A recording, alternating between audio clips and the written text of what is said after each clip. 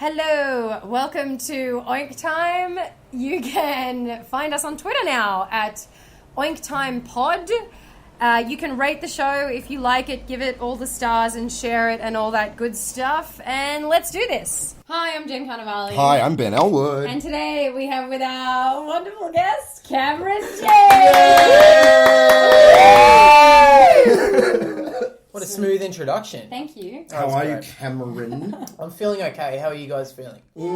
Fine. Okay. I'm freaking out about the stain on my shirt. I can tell. Yeah. I dropped some pizza sauce, for those of you listening, on my shirt, and I've gone into fucking meltdown mode, I'm afraid. It's because you're the big headliner at the Powerbomb I'm the tonight. big headliner tonight. Oh, God, I can't fuck up my big headline. People are going to be seeing you, and instead of hearing your wonderful jokes, they're just going to think, why does he have a cummy stain on his shirt? Who is this slob? Yeah. Did you know I've With never a done little stain. I've never done better on stage than when I'm at my slobbiest. Ben, like, I don't Seriously? want to be rude, but when are you sharpening up for gigs? No, I'm being serious. I once made out with probably the most beautiful girl I've ever made out with in my whole life after a gig, and it was a gig where I was drunk as fuck. I had stains down my shirt, and I died. Like, I died on stage. And at the end, we made out in the back of her car. It was unfucking believable. And what is that? Is that just It's not someone caring? you should not have a relationship with. We didn't have I a would relationship. say. It That's blazed someone out going very through some shit. Yeah. Fuck you! Are they not just You attracted? were a phase, Ben. Oh, slum it in the gutters with this grubby Yeah, it's little a boy. slumming it thing, and you not own it. Fucking hell, it's great. Don't you think that I think work with what you have, and if that's your angle, fucking Yeah, haven't you read the game? But is this know a what your weaknesses are Ride- and exploit them. ride that wave. But isn't it? Is this a fable that I've been telling myself that the reason that she was so attracted to me when she was the kind of woman who, in any other context, would not have been attracted to me on any level, is it the complete lack of care that is somehow I think there's something Maybe. hot about enticing not to caring, someone? right? Yeah. No, I think What? that... No, it's You're gross. insane. I think that, maybe she was just having trouble with her relationship, and, I wasn't in a relationship. This is so much projection coming from you. Where's that coming wanted from? to just, make out with anything. Okay, And that's then- that is clearly your past talking right now. I'm gonna, as the unbiased, objective person in the middle here, I reckon there's something hot about people not giving a shit in It's some true. way. Yeah. It's true. When you're like, all right, they don't care. There's Yeah, something they're wash. reckless. Yeah,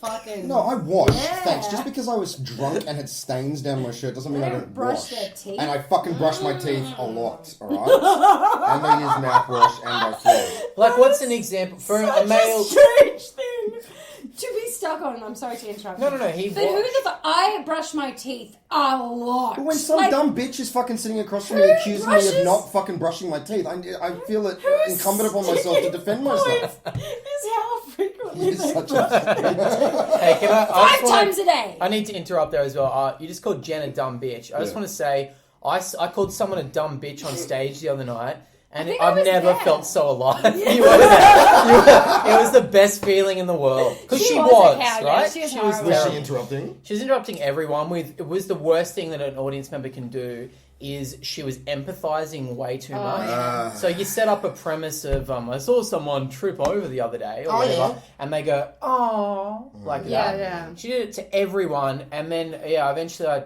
told her to shut up and called her a dumb bitch, and then it felt amazing. And I spoke about it on stage, like, this actually feels so good. I don't think I've seen you unload on the crowd much. Is that something that you do that I just haven't seen, or is that... I think I really need to feel it. I can't fake it. It's Yeah, I can't just get up there and Well, pretend to be angry like some people. Shit when people do that. Yeah, it feels lame, and I get When you're looking embarrassed for a them. fight, it's kind Yeah, of... but if I'm feeling it, it's like, it comes out for sure. There's been so many times I'm on stage just fucking yelling in someone's face, and it's when people are on your side that it works. When they've been a real asshole all night or something. But there's been so many times where I'm just dumping on someone, and it's so not even them. It's like my shitty day. Yeah.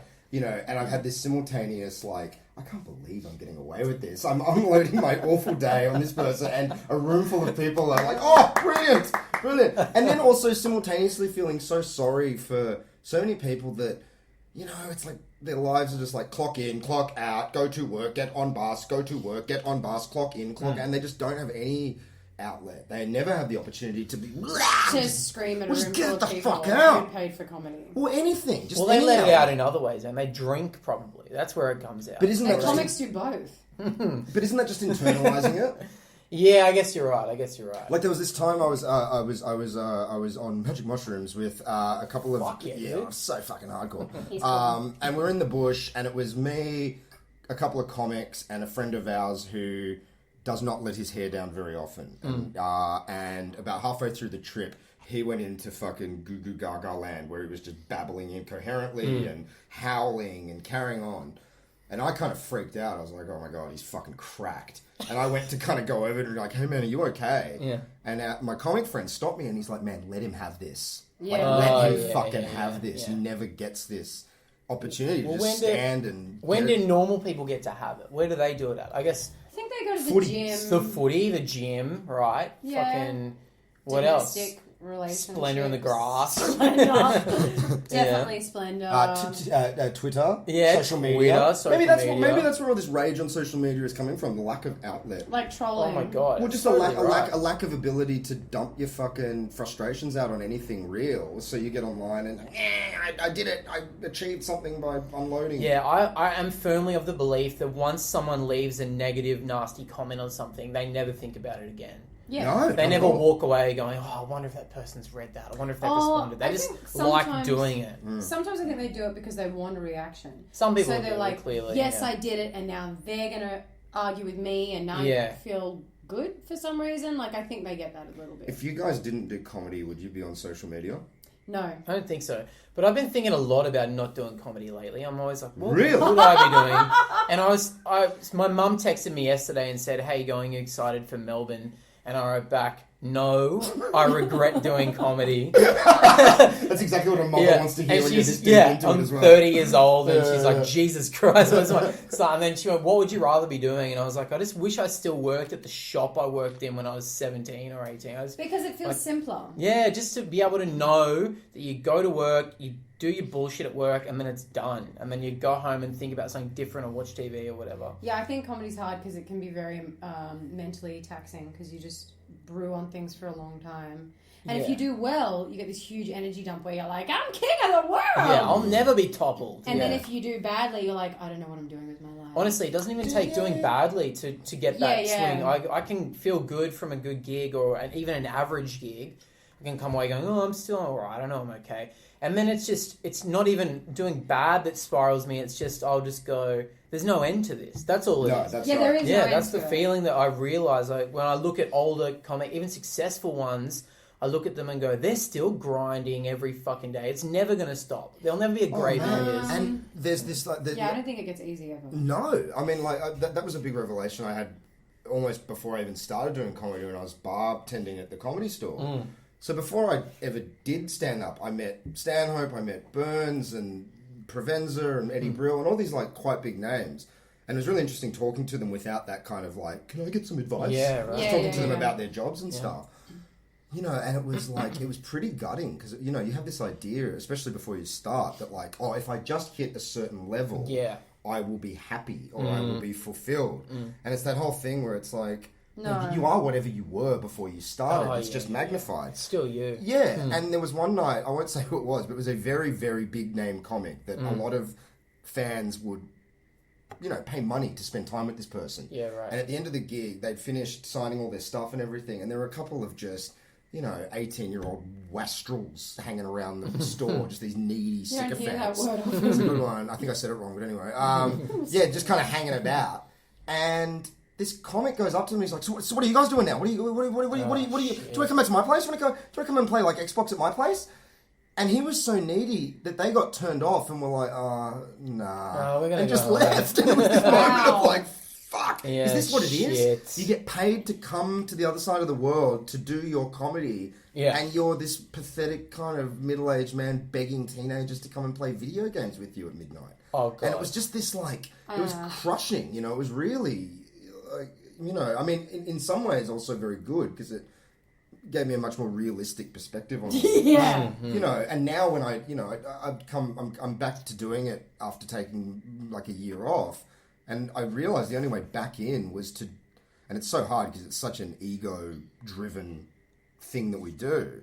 But how do you do it without getting your ego so wrapped up in it that every win gives you a messianic complex, and every death makes you feel like you want to kill yourself? I think you have to ignore all of it, right? You have to. Yeah. If you take the praise, that means you're going to take the rejections and the negativity as well. So I think you have to take none of it, and you just have to focus on having good, strong friendships with the people that you're working with all the time. So at least at the end of the day, you guys have each other. I don't know. Friendships make a huge difference because, when I started, the scene was like way smaller, and I was working with one other person, and then I was like friends with this really tight group. Ben was included. You're still here, but one I ended up dating, and so we were together for 5 years. He's awesome and hilarious, but you can't exactly be bum chums. The other one is like off fucking trying to learn about the planet from fucking frogs. And the other one I just is like, I'm a comedian, but I never see them anymore. So it's like, for a while there doing comedy was really fucking depressing because Ben wouldn't go to gigs, and everyone I met was like, I've been in it for fucking 6 weeks and I'm pumped. And I was like, I hate all of you. I hate you. Everyone, I hate you. Like, it was just like, and I don't have any social skills. So I couldn't like talk to people that I actually thought were like people that were funny. So unless your crew is there, it's like I felt that straight away when I came back from London. I was like, man, if you don't have your people, the fun in this is like just diminished immediately. I started when you went to London. Yeah. Both of you, actually. And I reckon it took me a couple of years to really fucking find friends. I reckon I had acquaintances and shit. People were nice or whatever, but it took me a long time to let my guard down even in any kind of way. Now I see that in younger comics, and I should be empathetic, but I hate them so much. Make it hard. I'm like, fuck, you are exactly me 7 years ago, and how dare you? Isn't it funny? Isn't it funny how even as as adults you never grow out of that kind of high school mentality? Like, you think that when you're in year 12 you would be empathetic to the year 7s because you can no, they're little bitch boys and they're gonna fucking pay because I pay. It took me ages to get here. Yeah, it's the same thing. Yeah. I'm the same. I've cultivated this kind of air of just such aggression around a lot of the... weird. Well, around a little... fuck off. Around a lot of the younger ones, because it's like... first of all, I can't sit here and listen to you pitch jokes at me, in between acts. Like, I'm not interested. But also this thing of like, I don't know, it's... I can't help you. Come back when you're 40% scar tissue and then we'll have something to talk about. I love seeing a great young comedian, though. Yeah. I gotta say, I did... it's exciting. Yeah, I emceed one of the Raw semi-finals a couple of weeks ago, and I'd known so many of them from open mics. Like, I've seen so many of them for the last year or so around open mics, but a couple of them really took me by surprise, seeing them on that stage with those stakes. Yeah. It's like, fuck, they rose to it. These guys are going to be really good comics. There's a couple that really stood out to me. And I don't think I would ever, there's no world I can imagine where I would try to mentor or offer advice to them at all. I'm just like, so glad to see you guys doing great. You're going to be great. I will tell you nothing. Do either of you have a line of advice that you give people when they ask for advice? Yeah, keep going if I think they're funny, and if I think they're not, I'll just see how it goes. Well, a couple of people asked me for advice before the Raw semi, and I think I just said something like, no great comics ever come out of a competition, so just fucking enjoy the stage time and just be funny. You guys are so nice. I'm such a bitter old fuck. Everyone's like, what advice can you give me? I was like, get used to dying. Yeah. Well, you said something quite nice to me when I first started out, really early on, I reckon. And I was, I'd heard about you and I'd seen you before, but I'd never spoken to you. And you came over, and after a set at fucking whatever it was called, the one at the Gaelic. Oh God, not Tudor. No, is this back in the day run by? Yeah, the Riot House comedy. Riot House. You came up to me and went, "Hey man, you got funny bones, man." You got funny bones.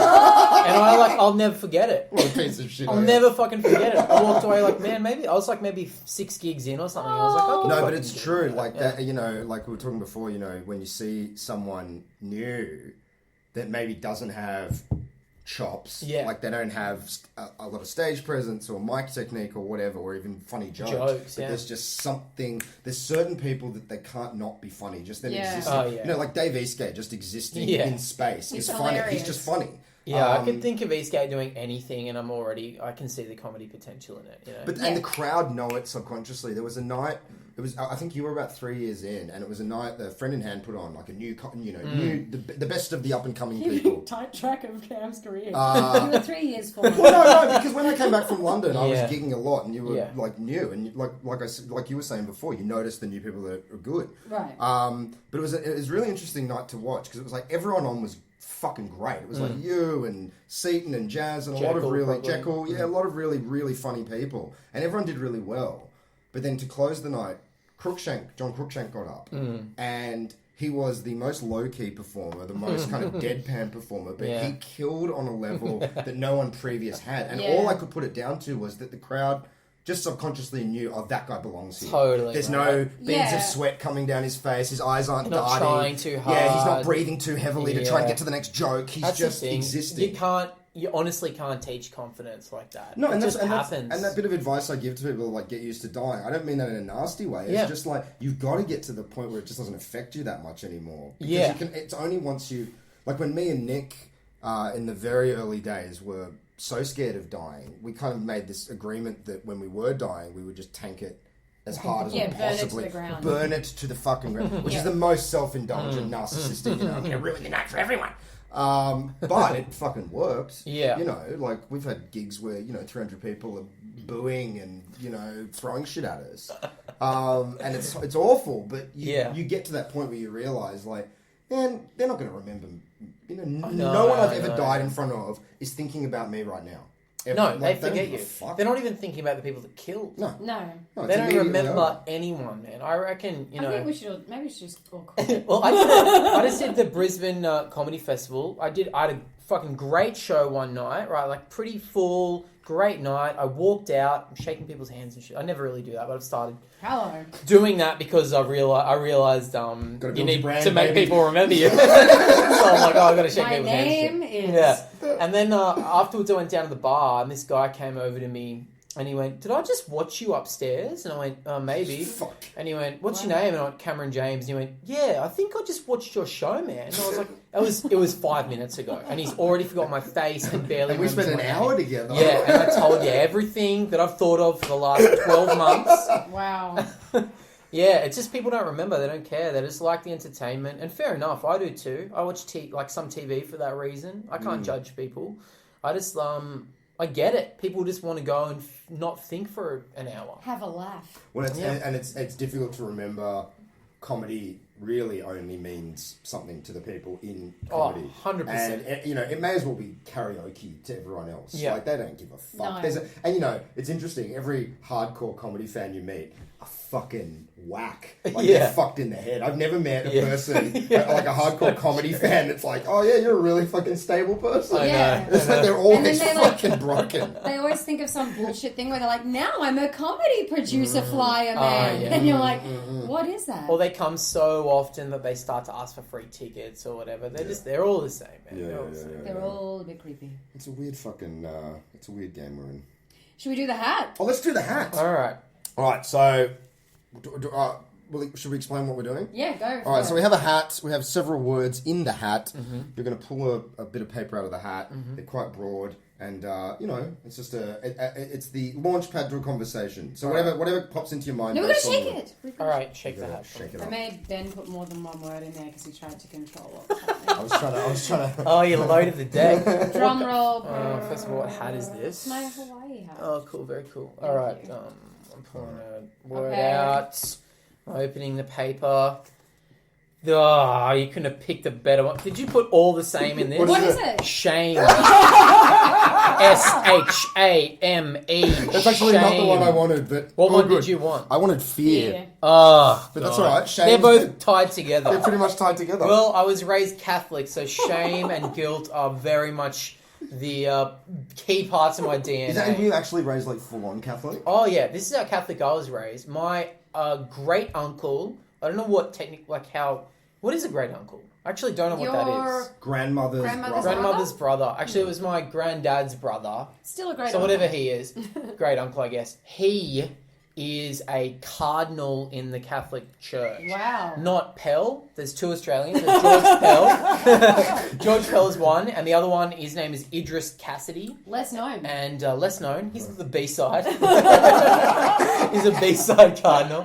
He lived in the Vatican for a long, long time. Before that, he was in South Africa. And before that, he was in Israel as a diplomat in both places. So I was raised, that's how Catholic I was raised. Wow. A cardinal and fucking priests in the family and all that kind of shit. So shame is something I'm very fucking familiar with. Why didn't you go into the priesthood? Ooh, that was never an option for me. I went to church every Sunday from the age of, I guess, however old you take a baby to church. Yeah. Till I guess Like born. till I guess I think I stopped when I was 17. I remember telling mum and dad, I'm not going anymore because I don't believe in God, and they like lost their fucking minds. Really? Yeah, they lost their Are they minds. still within the church? They have stopped, man. Because I got two younger brothers, so they went through Catholic schools and church as well. Mm-hmm. And it just dwindled over time. They sort of gave less and less of a shit. My younger brothers didn't go to church as much. And then now, I guess thanks to all the Royal Commission shit, my family are almost disowning the church. Wow. Good. Yeah, my grandmother, who goes to mass every day, not even weekly, every day, has stopped going, and now, for the first time ever, acknowledges pedophilia in the fucking Catholic Church. She's never, ever acknowledged it. No. She protested the Dan Brown book when that came out, whatever the fuck. Da Vinci Code. Da Vinci Code, yeah. And now Da Vinci she's... Code bad, pedophilia. I don't know, I'm on the fence.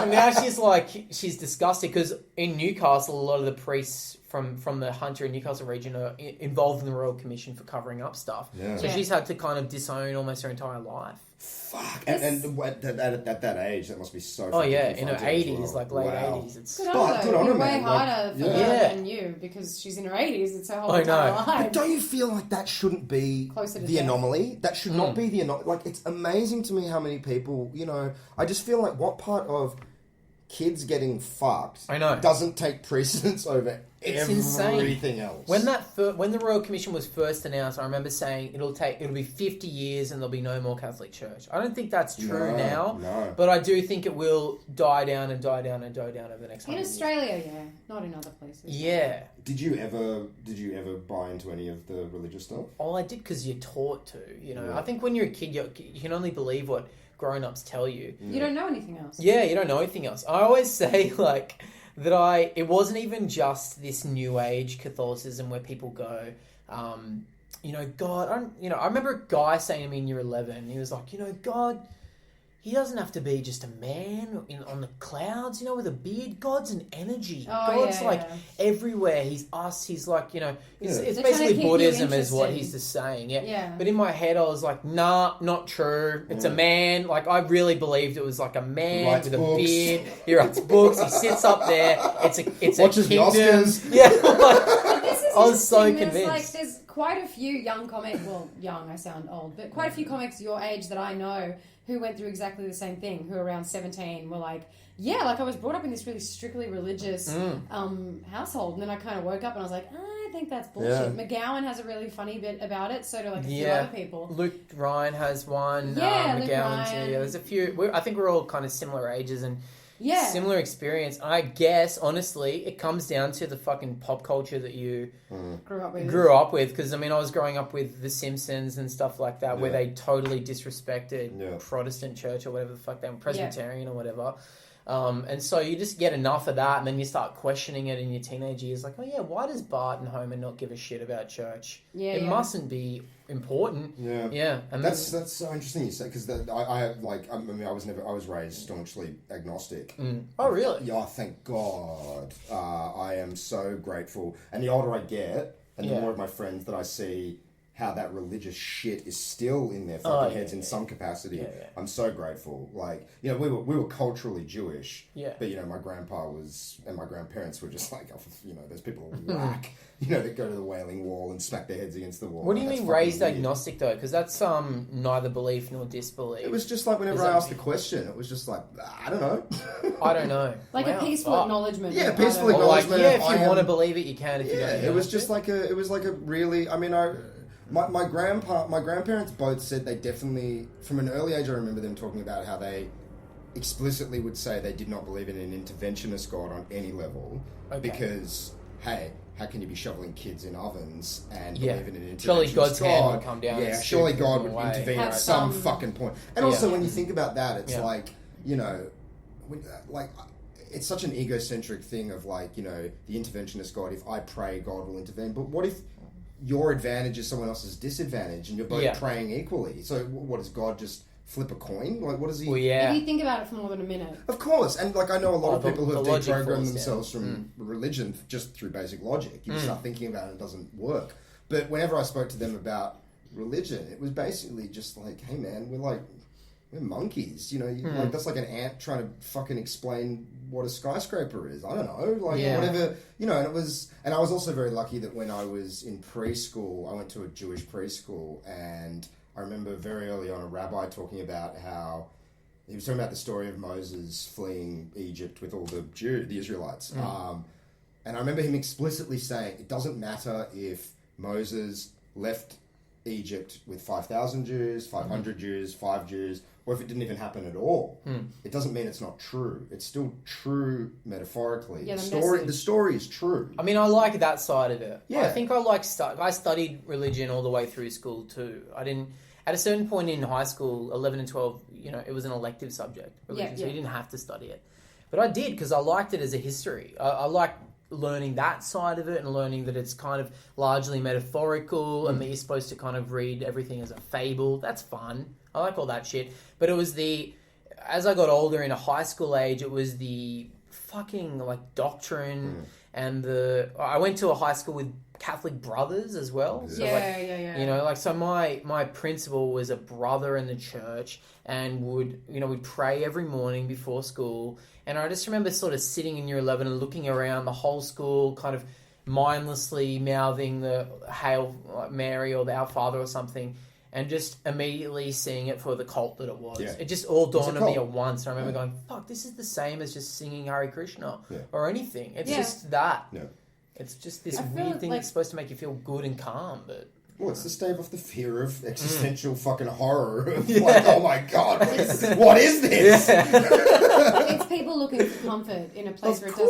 doesn't exist. Yeah. And Of like, course. even though we feel like, oh, it's the world is the worst now because there's global warming and everything. And Ben tells me every day how everything's going to fucking end really soon. But it's like every generation, Everything is gonna end. yeah. But every generation before you felt exactly the Yeah, same. but every generation didn't have the Whether- means to end the world. But We whether did. it was because they thought famine or a war or acid rain or the ozone layer or whatever the fuck they thought was coming, if you go as far back as you fucking I can, know. people are convinced the world is going to end at That's some true. point. The Four Horsemen are always riding. They're always there, and people are always looking for comfort. And where do you get comfort? You baptize your baby, and if you die tomorrow, you're going to be together again in heaven. No, They're I just know. looking And for it's comfort. I nice. get it. It's Oh, really And it's a nice, and yeah. when you look at like what the intention is in terms of like metaphor in most religions, they actually are quite beautiful. It's just that course. we bastardize everything because people need money and they want to. It's the clergy. Make some The clergy cash. fuck it up. Oh, The people in the wise people of all religions, they, I think, understand what it really is. I think the clergy get lost in detail, and that's when you start getting shit like, you know, the earth is 6,000 years old. And, You get interpretation, you know, God confident is- interpretation. Yeah, of course. Oh, what this means is, Yeah, you know, yeah, like, You know what I think? I think the people that are clergy, the people of the cloth, you know, do have these exact same like discussions we're having right now. They probably do question it, and it drives them fucking insane. Because I know, at least speaking on behalf of the Cardinal Idris Cassidy, B-side. he the B-side. I mean, he would never acknowledge that he has doubts about God, but I must imagine he's in his late 80s too, and he must be watching the Royal Commission, watching the Vatican crumble, and just honestly thinking, I've wasted my life. Yeah. They probably. all must think that. They're Yeah. going, I've wasted my entire life. I didn't marry. I didn't find someone to didn't fuck. love. I didn't fuck.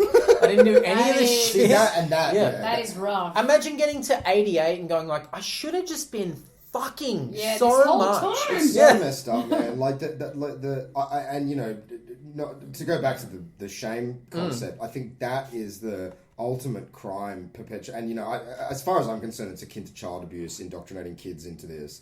to teach. It is. No, I wasn't laughing about that. To teach kids that they should, that they should be ashamed of their bodily functions, their desires, natural urges, and the thing is, we're all perverted, and we're all animals. We've all got, dirty thoughts, all these things. The problem is when you label them as evil, fallen, or whatever it is, they don't go away. No. They just mutate into something even worse. Hence, a giant fucking conspiracy full of fucking thousands of people having sex with children. Yeah, and moving people around and covering up. Yeah. You can't have a wife. True. Yeah. You don't think that's going to turn into something really fucked over a few decades? It's insane. It's crazy.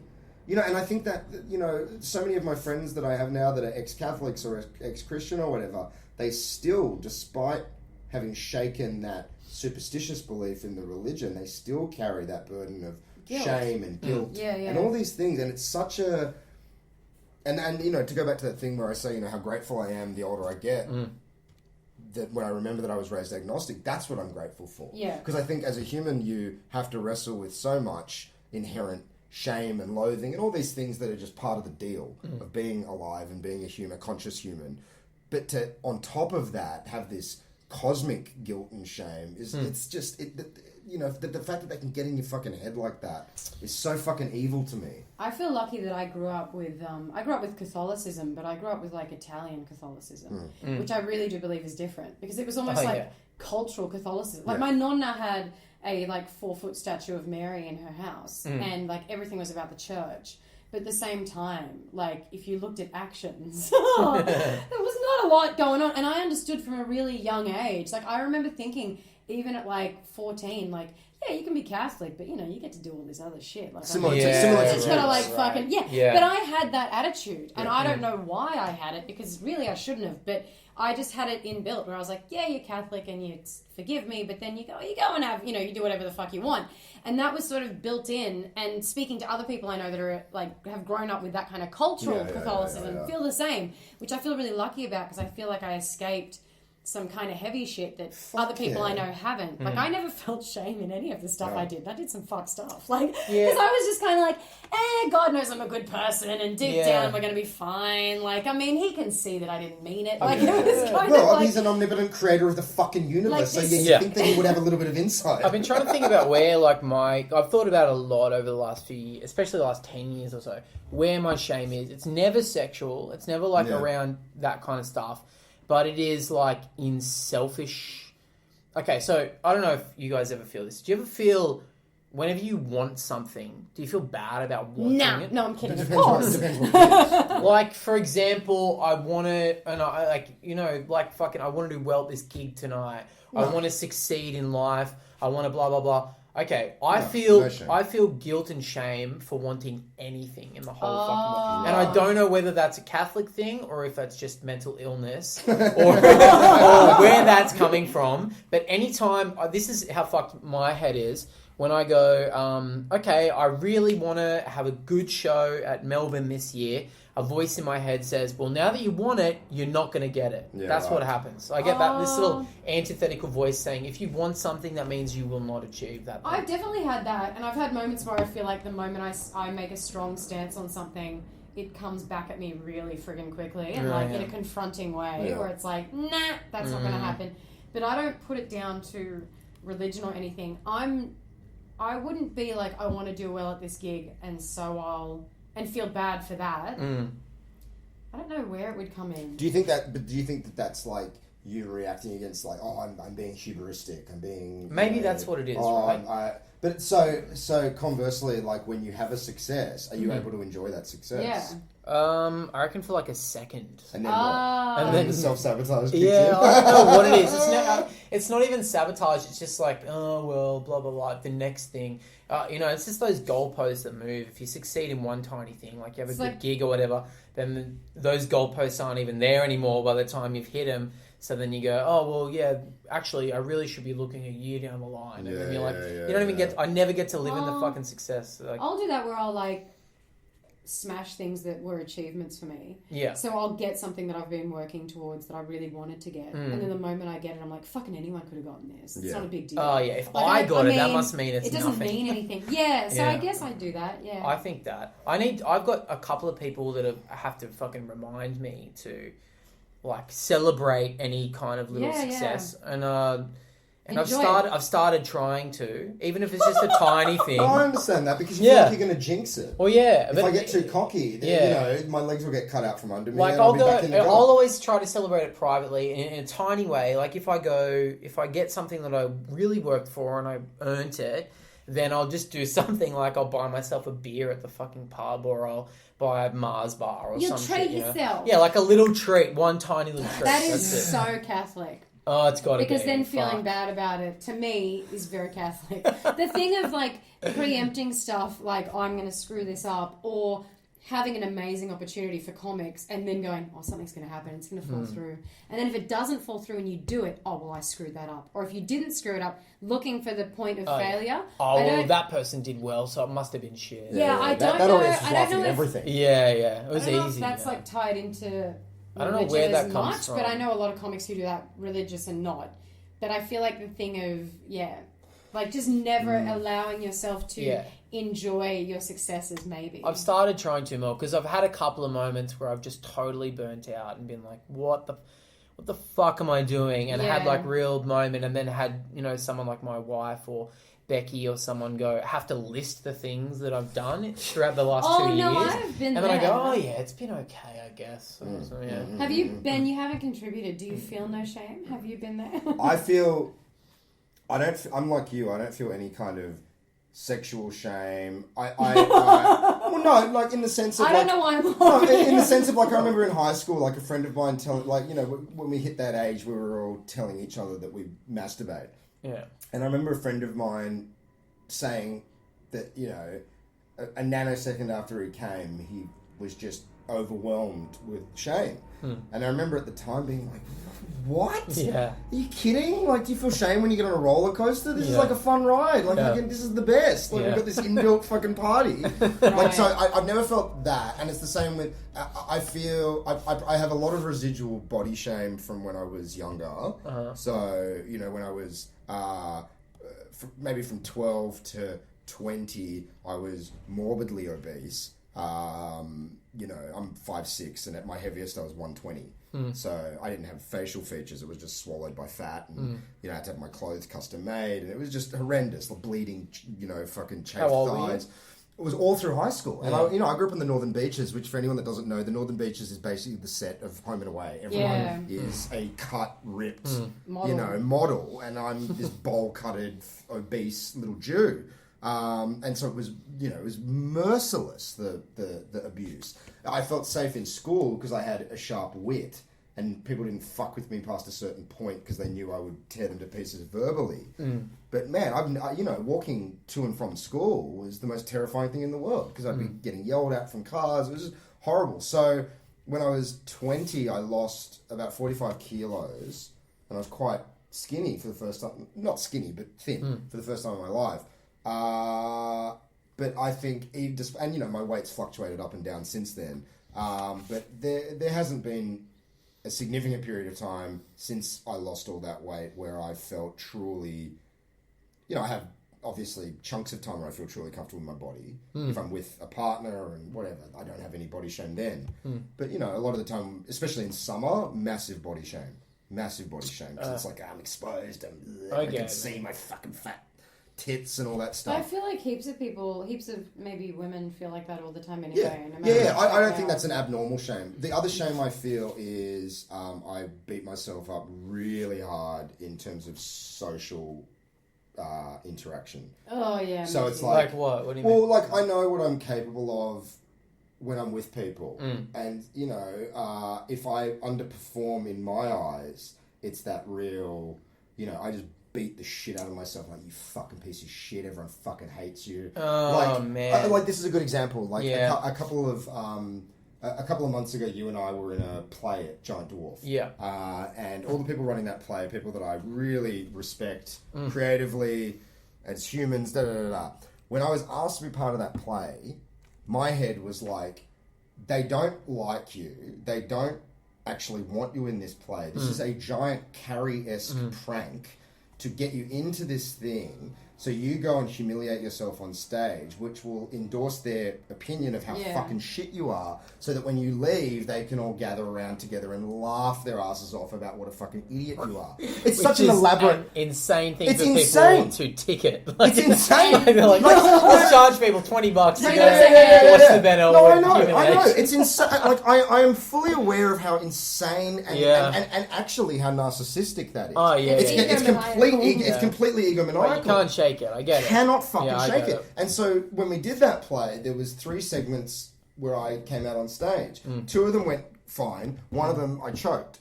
And for 3 weeks after it, for 3 weeks fucking after, I was just bashing the shit and just feeling this intense shame and this intense humiliation and this like, you know, just feeding on itself. And it's just like, do you realize how many leaps of logic you have to make to truly believe this twisted fantasy? But you do, though. But you do. I feel like I always have made a dick of myself pretty much post any interaction. Where I've like had a few drinks, I'm like, I've said something fucked. But then I remind myself, Everyone hates like, me. but I'm like, no, I don't even think people care enough to be like that. I think they're just like, she's a dick. But then in retrospect, I'm like, no one cares enough.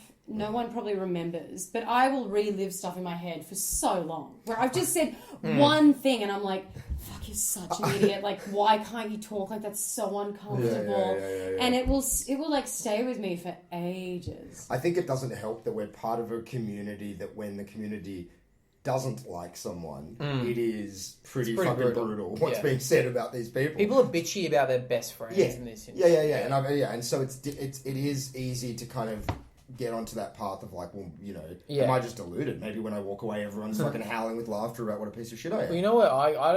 I go this direction. I go, okay, people like me when I'm funny and happy and a bright spark to be around. No, but I like you when you're angry. Well, see, I'm glad you're saying this because in my head, I go anytime I express any vulnerability or be I'm angry or I'm depressed or I'm whatever.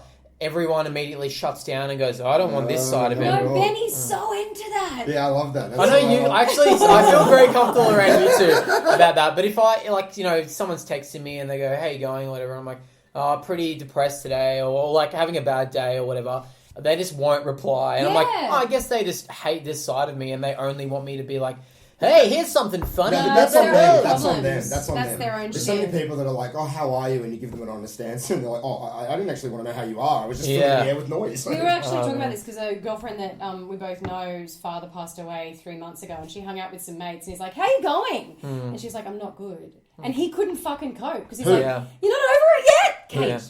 No, but who couldn't deal with it? A mate of hers. Oh, a mate of hers. But the point is that it was like, but the point is that it was like they couldn't cope with the fact that she was not okay. Like, they were like, no, cool. Well, let me know when you have beers. Like, it was just that thing of like, I don't know what to do with this. I used to do a bit about that, about how whenever someone asks how you are, all they want to hear is good so then they can say their next thing. Yeah. It never really got anything because I think people were like, oh, it's very true. I don't want to laugh at this. It's just pointing out that I'm a narcissist. But you cannot succumb fully to that. And you and I have talked about this a bunch. That notion of like, if you take that kind of glib, detached, hey, everything's a joke and everything's just I'm just having fun all the time.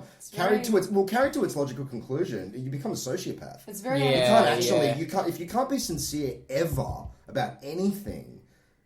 Well, you're not. Are you even alive? Like, are you just some fucking? It's not an attractive quality in friends at all. Well, no, I mean, there's people that I hate people that do bits all the time. It drives me fucking insane. Yeah, or even if you just go, "Hey, how are you?" and they immediately go into sarcasm or irony. I'm like, well, fuck, man. This conversation's a write-off. Yeah. Now we're just doing bits at each other and trying to one-up each other. But I can't stand it. I get guilt when people are like, "How you going?" I'm like, "Oh, fucking shit today." And then you see how they're like, "I don't want to be here," and you're like, "Oh, it's all bad now." Like, no, really I disagree. I think if you can do it, if you are able to do it in a way that is open and vulnerable without being scary, it actually gives people permission to be like, maybe that's my problem.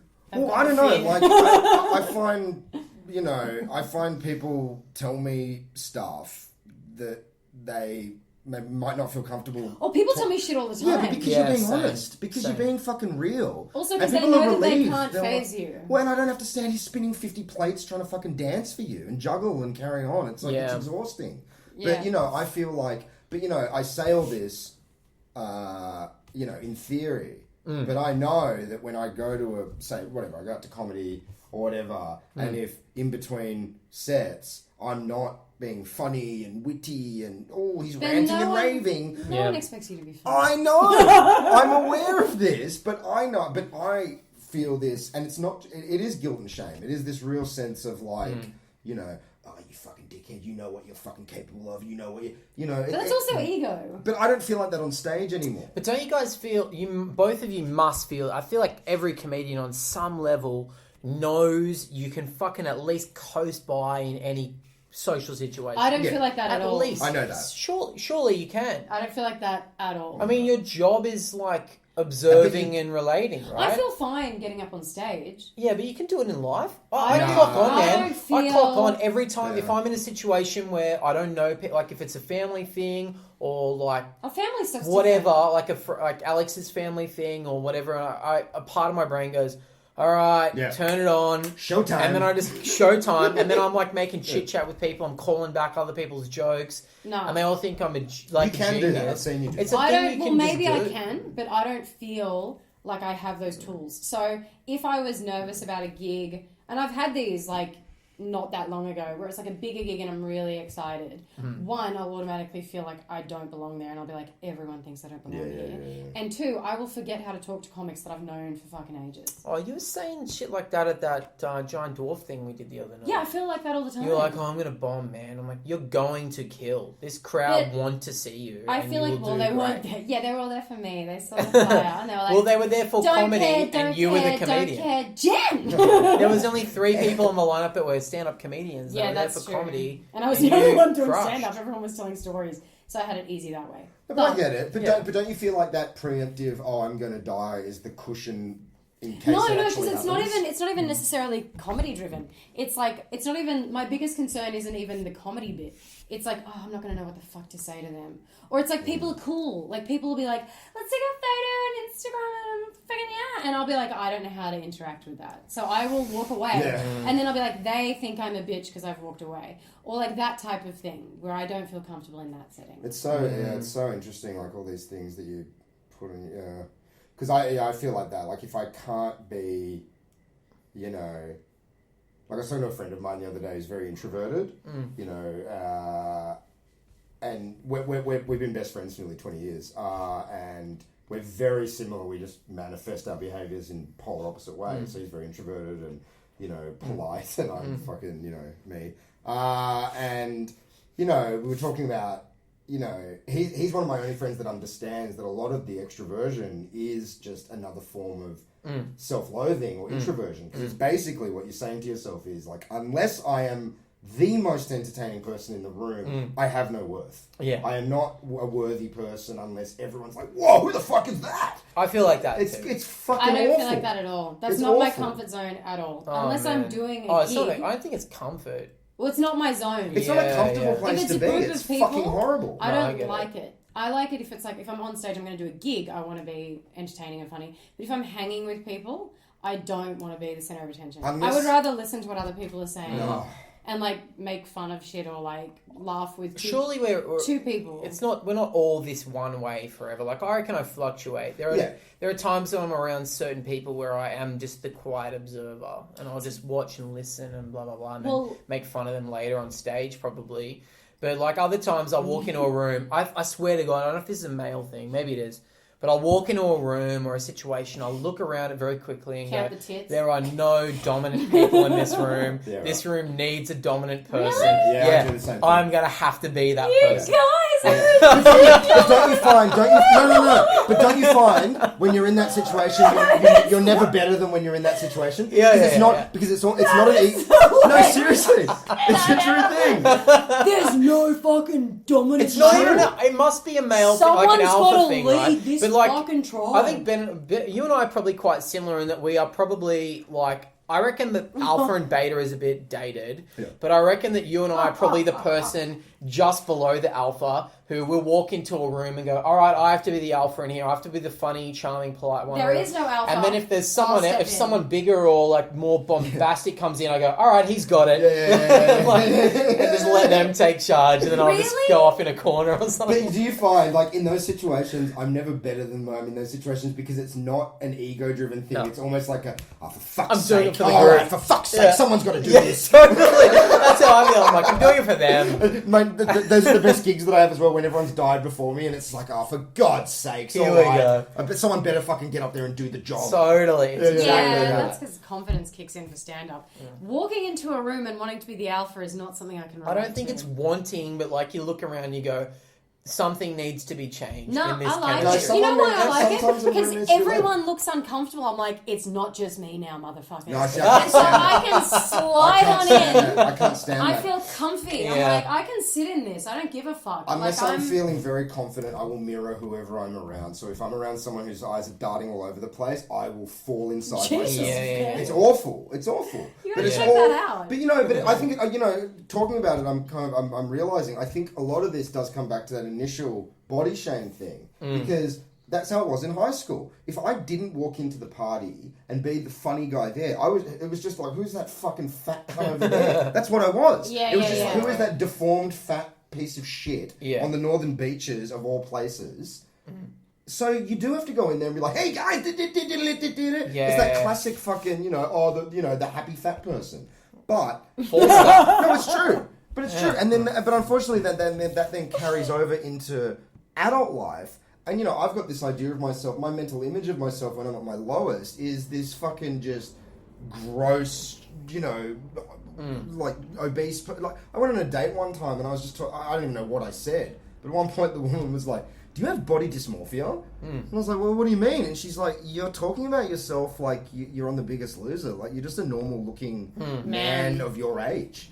I definitely do have body dysmorphia, for sure. You think so? I see myself as this hideous, disgusting goblin at all times, and then I look back at photos of myself from 2 years ago when I was like hated myself, and I go, I was not bad. What the fuck was I thinking? That Isn't must such a mean I'm tragedy. even worse now. It spirals like that, and it never ends. And I swear to God, if I go to the gym quite a bit now because I've been wanting to, and I can feel good one day, and then the next morning wake up and see myself and go, there he is. There's that fucking disgusting slob. I hate feel like it. that, but like you said, quicker. Oh. So but to the point where it's quite extreme. Like one day I'll be like, I am such a fat, lazy fucking shit. Oh, yeah. I need to cover up. Like I hate myself one day. And then I just say it's hormonal. And then the next day I'm like, I feel really good. I must have lost weight. yeah. I haven't lost weight. I'm exactly the fucking same. Yeah. Everything It's is all in the exactly brain, the right? same. Yeah. And it changes so dramatically. Yeah. Like it's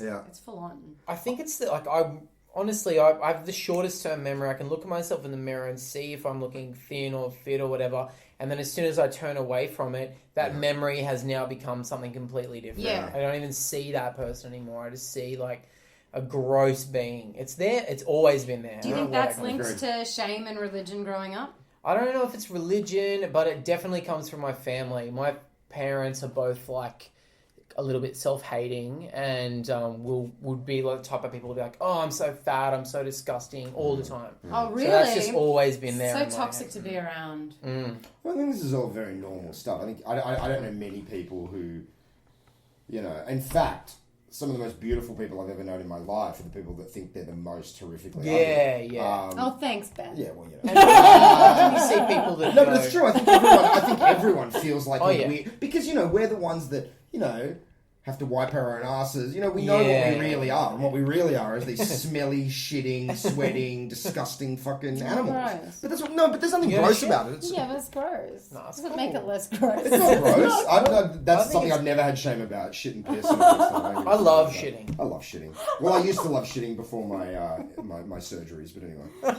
That's a whole He other. always That's has another to- episode. Always has to loosen his stools. He tells me about it. I do. I have to take osmotic laxatives every day. Oh, Did you not know about this? No. They have to slide out. I had a fissure in my arsehole. I had to have surgery in my butthole. And for two, haven't you heard about this? for 2 years, this is so fucked up. For 2 years, my so like, God. I can't believe we're talking about this, but no, this feeds into shame. My lack of shame about this. So a fissure in your butthole. So your butthole's made of squamous epithelial tissue, which expands and contracts. Oh, God. It expands and contracts like your urethra. Yeah. So if you got a tear in your butthole, basically it tears open, and then when it's do you want me to stop talking about it? I mean, you're in it now. I need to know how it ends. All right. So so like your butthole, when it's expanded, the shit comes out, but when the shit finishes, it contracts. So if you've got a tear in your butthole, the wound will sew together. Oh, and then open up when again. it's contracted. Okay. And then when it dilates again, it just tears open again. So after the surgery, your asshole needs to be basically dilated at all times. So the colorectal surgeon gives you a 6-inch dildo that you have to fuck yourself with. Did you not know about this? What the fuck? Yeah. You gotta, dude, when like the colorectal surgeon, I went pro surgery to him, and he hands me this dildo, and he's like, every time you pass a stool, before you do it, 20 times in and out, right to the hilt. And I was like, oh my God. Yeah, and I was like, oh, so basically your medical diagnosis is literally go fuck yourself. Fuck yourself. And holy shit, so I've never had anything up my ass before. How do you like it? Put it this way. In the last month that I was doing it, I caught myself squatting on the bathroom floor, violently fucking myself in the asshole with a dildo while singing Lose Yourself by Eminem. And I suddenly realized the capacity of human beings to normalize anything is amazing. Like it didn't even occur to me that that's what I was doing. It had just become, this is my life. I gotta fuck myself before I take a shit. Because otherwise, if you don't, it tears open. Holy crap! Like that's You're happy triangle. we went down that Yeah, road? I'm glad we did. That You made know, me feel like, good. it actually feeds into this whole thing because I ended up getting a very good rapport with the colorectal surgeon because he was like, you're the only patient I've ever had that jokes about it as much as you do. And I was like, but how else are you going to navigate? This is the most awful thing that's ever happened. Like, it's the most awful thing. I've never experienced pain on a level like that. Like, for about 3 months of my life, it felt like someone had stuck a glass bottle up my arsehole, snapped the neck off. Oh. And it was just, it was horrific. Like, there were nights where you were having to get through not a minute at a time, just 10-second chunks at a time. Jesus. Just count to 10, and then count to 10 again, and then count to 10 again. Because it's just, because you can't take codeine, because it constipates you, and it'll just exacerbate the problem. Oh my it's God. the worst. It's Just the worst. Ben's numb. It's the worst. It's the worst. I could go into so much more detail. But he said that because in the West there's so much shame connected around poo and shitting and assholes and all these things. Not at this table. Not at this table. No, but because there's so much shame around it, so many people die of colorectal cancer and bowel cancer. Because he was saying, I was going so how does Aussie fucking bogan fuck who lives in a tin shed in the middle of the desert, when you tell him he needs to fuck himself with a dildo before he shits, how does he respond to that? He dies. And he goes, he dies of bowel cancer. Because he just won't do it. Because that fucking makes you gay, mate. Yeah, of course. And it's like, because there's so much shame and, self-loathing wrapped up in it, you have to, I've never had an issue with shit and I know a lot of people do. But a lot of people do. They call them shameful shitters. The people that will hold a shit all day because they don't want to walk past the receptionist at work and have spent too long in the toilet because it'll be obvious to the receptionist that they were doing a poo-poo. It's just so they hold it all day and they give themselves cramps, and there's so much shame connected with it when it's the most humanising. We all do it. Dude, even the Queen of England has had to run to the toilet and go, oh! It's spraying. It's the great unifier. I really think that's why fart jokes... It is. That's so true. I think this is why fart jokes are still so funny, because I think it's genetically programmed into us. I reckon fart jokes were the first ever joke. Of course it was. It was the first ever joke. Someone sat in a cave and went... And the second ever joke was the next guy who did it, but he shat. But because there's all this wrapped up, so many people, I don't know, they don't allow themselves to go through the process. Well, I told you, I was watching that doco on ancient Rome the other night with Chris, and they were saying in ancient Rome, when people would do graffiti, they went back through this down. Guys would make clay and put clay dicks on walls. Awesome. And they found ancient graffiti in a toilet, which was basically like Ben in Rome going, Ben shat here and it stunk. Like in ancient Rome. No one ever changes. Like nothing changes. Yeah. People still love fucking talking about this shit. But like people should talk about it more. You know, it's such a. I read a great book called Poop Culture about like why it's amazing. It's an amazing book, Poop Culture, and it's about how the West kind of caught this fear and shame around bowel movements. You know, because, back in the day, in the 1800s, neighbours would just shit in a giant pit together. You know, you'd have neighbours sitting next to neighbours, like just chatting about whatever their dysentery or some nonsense. I'm not saying we should go back to that. Yeah. But, you know, then there was this real royal effort. You know, the royals were kind of just like, oh, we don't want to be anything like the peasantry. So they invented toilets. And this was before flush. So, you know, a slave would have to come in and remove the stool. You know, and then... And like everything, you know, it's like lawns. Lawns was a royal thing. It was to say, hey, look how rich we are. We can set aside a giant... with no house Yeah. on it. And, you know, and then eventually all the peasants are like, I want to seem like I'm rich. Yeah. I'll get a lawn and a toilet. And, you know, all of a sudden it indoctrinates this fear of, you're dirty, you're disgusting, you know. I hate it when I see, you know, when you're out on the bus or in a restaurant or something and a kid farts or burps and the parents are like... The parents should be like, yay, good job. Not, you know, yeah, that's gross. It's like I think there's I can't imagine what the inevitable kind of repercussions of just that initial shame is. Body shame. I don't mind that people don't shit together. I'm not saying we should shit together. I don't mind that. I went into a toilet in New York. Oh. In Union Square, which is a famous place you can buy drugs from, and I needed to shit or something, and I went into this like public toilet, and it was literally just one room with just toilets all around it, no cubicles. What? And there was just one guy just sitting there shitting, like playing In with his phone. America? Yeah, in America, like not that long ago, maybe like 6 years ago. No doors. No doors. Whoa. And I walked in and I couldn't shit because there was No. a guy in there shitting. So I just pissed Those in are that prison room conditions. and then walked out again. It was insane. I'll never forget it. So shame and comedy, what we were talking about in the very beginning, and you were saying how you feel shame and stuff all the time. Has it improved since you gave up religion like 10 years ago? I would say so. Definitely. I make real efforts to, but having said that, I haven't been able to stop looking at this fucking stain on my shirt. So that's a point shame, of right? shame? I'm shamed that I'm going to look disgusting on stage. Don't you think that doing comedy for a certain... Like, after you have done it for a certain amount of time... Like, I often wonder how much shame I would feel had I never done comedy. Because I do feel like in some ways it is an inoculation against shame.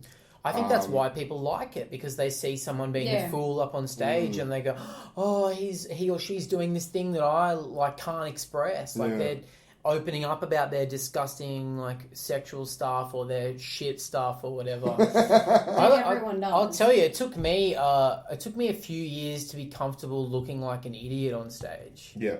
Like, I remember at the start I need to look nice or I need to look cool or something. And then it took a couple of years of doing sketches with Jared Jekyll to go, oh, it's okay. You can look ugly and disgusting and look an idiot, and that's fine.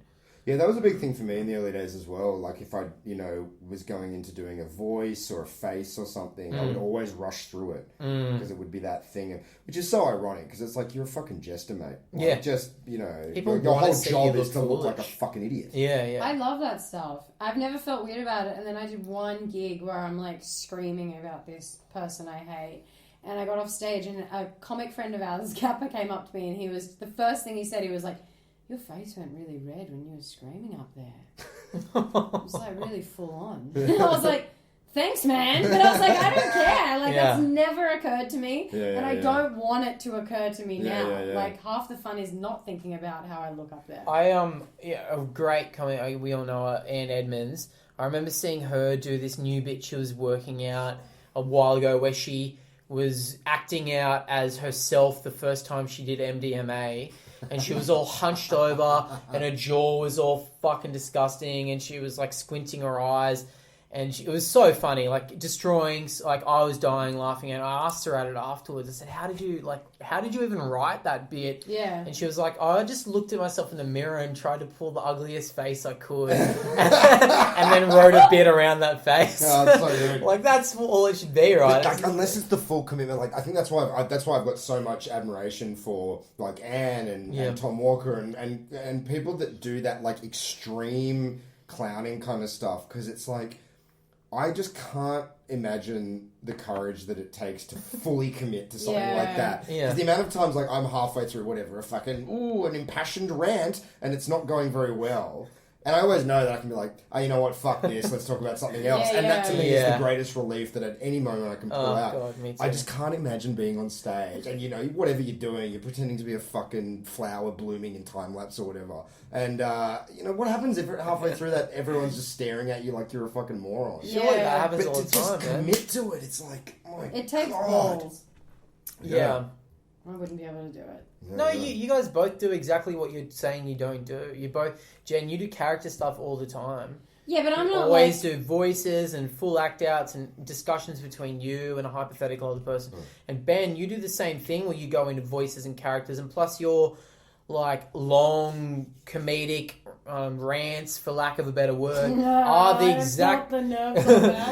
exact same thing as committing to a long stupid bit. Like it's the same. But it's not the same as being like, here's a song about my underpants. Yeah. You know, where they've got like undies on their head. Or I'm going to make silly faces for 5 minutes. Oh, God, that is the most terrifying We probably thing are doing exactly in the the same world thing, but to it me. makes me really No, anxious like too. I've got a bit at the moment where where it's like a conversation between two people. And I can't even do that comedy thing where you change postures to simulate the fact that it's two different people. I always bail on it halfway through. Is it and of because you're course self-conscious about it? Yeah, because I've got all that fucking thing of like, I'm not the act out guy. I'm not a fucking... You don't have to stand like stage left and right. But in my head, it's like, oh, that's how you do that thing.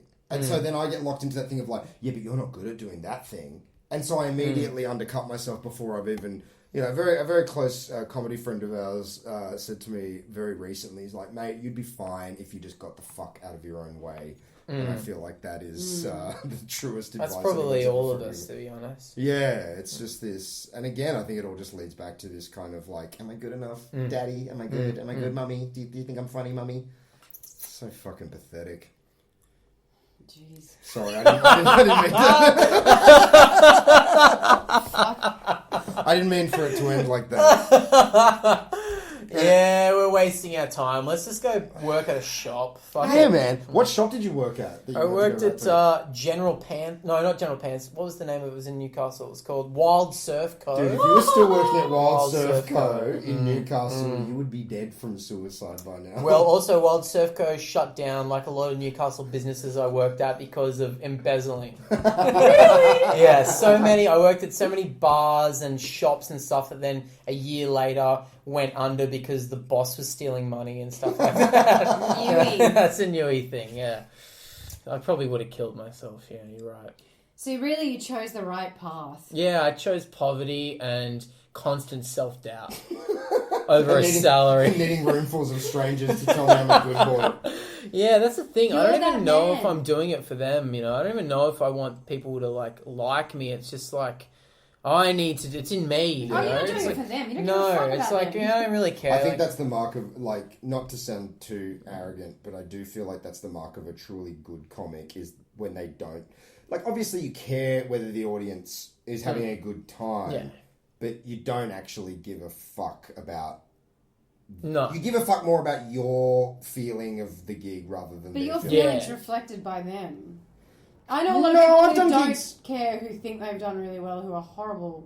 I've done gigs where I'm killing, and I've turned on them going, fuck you, you don't know anything. That's reflective of your own shit. Those people are there to have a nice time. Yeah, but they're just braying like mules at anything. You know when you say something and it wasn't even a joke, and they're all like, like laughing. Like, what I are would you even never. laughing at? I would never turn on a crowd for What are that. you That's a even fucking laughing at? freebie. Ben That is a has freebie, man. So much I self-hate. did a gig once at the Laugh Garage back in the day, and I was fucking killing. I miss it. And then halfway through it, I just was like, "Fucking shut up, you idiots! What do you even? You don't even know what you're laughing at. You guys go to the fucking Fast and the Furious and you cheer. Your laughter is an insult to me." And it just goes dead silent, and you just hear one guy go, "Oh, come on, mate." Friday night, they don't give a shit about your I mental know, health. but it's They're like- like drinking, exhausted. They want to have a light laugh. They're laughing, and then you yell at them. Don't tell me that you don't have contempt for the crowd a lot of the time. I don't have contempt for the crowd a lot of the time. Oh. Some of the time, Some Jen. of the Some, time. yeah. I've Not a seen. lot. I've seen But that I look in tell your them. eye. I tell Yeah. them when I do. If I'm having fun and they're having fun, then I'm having a good I time. will give a If crowd I- a lot more than they'll give me sometimes. And then if I'll hit a certain point, if they're not matching me in energy, I fucking clock off. Oh, yeah, I even I've hear had it in my that. tone of voice. I just go, Yeah, all right. And then I'll just like blub through the rest of the shit. It's like the sigh that comedians have when they're Yeah. like, "How you guys going?" They get nothing. They're like, "Ugh." Which gets the biggest laugh from the other comedians. In the Yeah, room. totally. I've definitely had that. But if people are laughing and I'm trying to have like a fun set, I don't hate the audience. No, that doesn't happen very much anymore. It definitely happened back in mental the health day. going Back in the bad. day, I was a lot more miserable than I am now. Now he's a Now I'm a happy guy. little boy. Well, I feel like Happy little we- Benny. I feel like we should wrap this up. How can people find you on the internets, Cameron? I'm on Twitter and Instagram at I am Cameron James, or Facebook at Cameron James is funny. Do you have shows coming up for Sydney and Melbourne?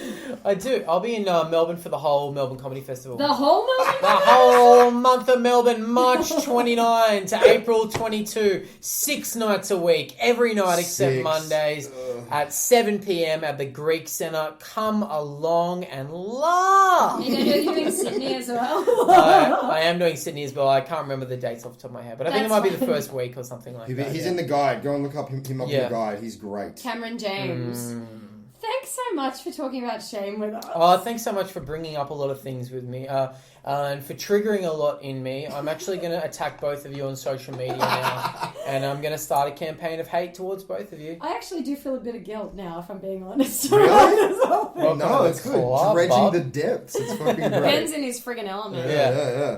Thanks for having me. Thanks, guys. Thanks.